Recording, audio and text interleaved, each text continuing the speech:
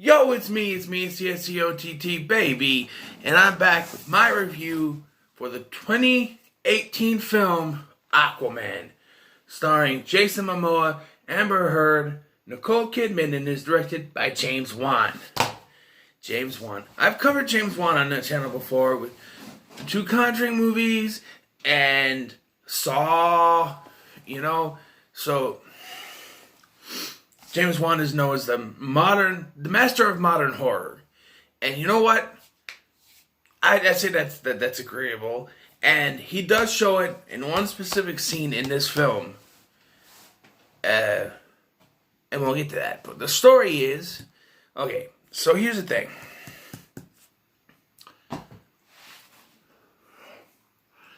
I thought the point of bringing these heroes in at a certain point was so they wouldn't have to show us the origin stories of these heroes, but they've continuously done just that. Like the whole thing of Batman v Superman was that, oh, we're going to bring in an older Batman so we don't have to worry about showing you the same old origin story over and over again. But then they show us the death of Bruce Wayne's parents. That's the origin story. I mean, Man of Steel was, one thing because that was before they just decided to go that route. And then we had Wonder Woman, which was an origin story. And then they said, oh, Aquaman's an origin story. Well, technically it wasn't, but they still showed the origin story. So, I don't know, and I'm pretty sure they're going to show if we ever get a Flash movie, they're going to show the Flash origin, even though I already know it because I watched the CW show. But anyway, I think you're going to see very few bad things talked about in this movie. I love this movie. I really do. I actually went to the theater to see it twice. Once by myself, and then once with my folks and my son. And yeah, I really enjoy it. Watching this in the theater is like, wow. Like, it's amazing. The cinematography that James Wan put in it is, I don't think he's a cinematographer, but just like,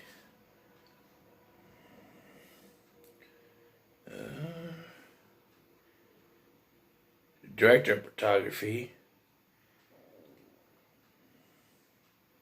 I don't know, but just what James Wan did with this. The scope, the ocean, it's beautiful.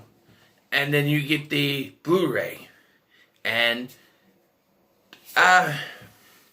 so, having watched Justice League before this, Justice League, and I've mentioned this on the channel before, I like it when Blu-ray movies fit the entire screen. Justice League fit the entire screen. And this movie, Aquaman, well, it fits the entire screen at certain points. It changes the aspect ratio, and I've no aspect ratio here and there, and I've noticed that with other movies as well that it doesn't. I can't remember offhand which movie it was, but I remember it was one movie I was watching and it kept changing. But yeah, it keeps changing. It's some of the best parts of the film. So like when they're in the ocean and stuff like that, when they're in Atlantis, all that kind of stuff, yeah, fit the full screen.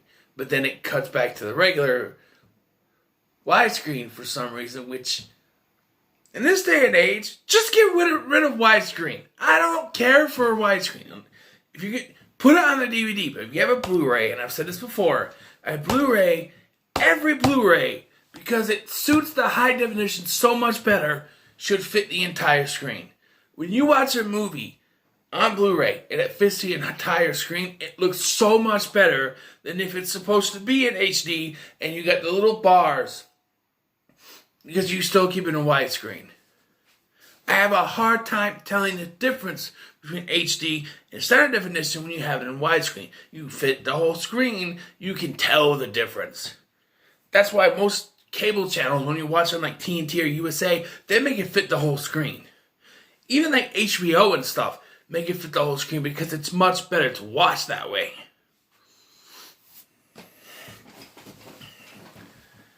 That's like probably my only rant of the video is about the aspect ratio, because this movie is gorgeous. It's great. The acting's great. Jason Momoa is good. Even though Nicole Kidman is good, Amber Heard, despite the personal lives, I don't judge by the personal lives, I judge by the character and the actress and how it works. And she's good in this. And Patrick Stewart, not Patrick Stewart, Patrick Wilson. I told myself, don't call him Patrick Stewart. And I called him Patrick Stewart. Patrick Wilson is the villain. He's great. There's just one problem I have with this that bugs me. Patrick Wilson is like 45 years old. Jason Momoa is like 37, 38 years old. And Patrick Wilson is supposed to be the younger brother. Why? And what's the... Okay, this doesn't make sense to me. So, Queen Atlanta, that's Nicole Kidman, she leaves Atlantis to go to leave to go to the surface world, and she falls in love with Tamara Morrison, Aquaman's dad, and they give birth. She gives birth to Arthur, which I heard it when they call him Arthur in this. Let's call him AC. I like that better. And they say that this is an abomination, it's unforgivable, and she should be punished. They say if anyone leaves, if Atlantean leaves the Atlantis without permission, they can be sent to the trench. But yet, this king is so full of himself and believes he needs to have an heir that he halts this punishment that is for everyone and says, no, we gotta fuck and you're gonna give me a baby. Okay. And the age difference I mentioned. I understand that you're gonna have an older actor play younger. But when you're trying to have them meet brothers and he's supposed to be the younger brother, it makes no sense. I mean, it worked on Home Improvement, because if you didn't know, in Home Improvement, Brad, who was actually the older, Zachary Ty Bryan, who was the older brother, was actually like a year younger than Jonathan Taylor Thomas, who was the middle child. I don't know if you know that or not, but yeah, Jonathan Taylor Thomas was actually the oldest of all three of the kids, but he played the middle child. Sometimes it works because you can't tell his age. Here, you could totally tell they were using CGI to make him look just a little bit younger. And they did, but for that effect, it worked because you don't know what the CGI is for. Because most of the time, they're underwater. They don't really let him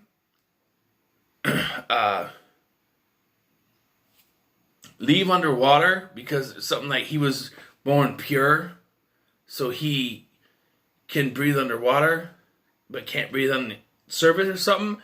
But then later when he's fighting Aquaman, he can breathe just fine. And Mira can breathe just fine. Okay? And Arthur is half human, so he can breathe both. And then you have Willem Dafoe's character who can breathe out of water, and so can Atlanta. I don't understand it. I wish somebody who knows how this works, please tell me in the comments, because I have no idea. If I do have one complaint, it's that this suit, shown in a lot of promo material, he only gets it with like 25 minutes to a half hour left in the movie. Black Manta, to be honest, I think okay. The look on my son's face when we watched this in the theater. Because he knows the bad guys and stuff. He's all into superheroes and stuff. And it was funny. Because there's this little speech, this little story told at the beginning. It's the Black Manta is there with his father. And he tells about the guy's grandfather. And how they called him Manta. And my son looked up to me, and when he said that, he went, just looked at me like, and I just went, because I was just like, but But it was funny. He's like what he say? And then he likes the Incredibles, nookips. That's our favorite saying from the movie. And there's a scene during the climax where Patrick Wilson's cape flies off into like a propeller thing. It goes into the propeller thing, and I just look at him and I go, nookips. And no, we both did it. We both like, nookips at the same time. Nookips. Yeah, and it's just, I watched this with my son quite a few times, actually. The CGI, not too bad. They even have a little effect when they're underwater to make their hair move. That looks maybe just a little bit cartoonish, but I see why they had to do it, because you're supposed to be in the water, your hair's supposed to move, and they can't film you underwater. You can't be, Dolph Lundgren is in this, and he plays Mira's father, Amber Heard's character's father. He's alright. There's a section in the movie that feels like Indiana Jones. They have to go from one place to another to find something, which is this thing that eventually leads them to the trench to find this trident. And for my reasoning, the only reason I think it led to the trench was so he could find his mother, find that she's still alive. And even the first time I watched it, I'm like, she's not dead. There's no way that first of all, they didn't show her being punished. They just said she's dead. I mean, they had this whole thing where they show flashbacks where a younger version of Aquaman kept telling Willem Dafoe's character he wants to see his mother, and he said she was sacrificed to the trench, she's dead. And I'm like, there's no way that she's dead. They didn't show it. I know people have died on screen before, but if she's an important character, they didn't show her death. It didn't happen. And she was sacrificed in the trench, but she survived, and she's been there for all these years. And she's still alive. And yeah, the look on Orm's face, that's Patrick Wilson's character, when she pops up, he's like, Mommy? All in all, this is a good film. Anything else to talk about here? Let's see.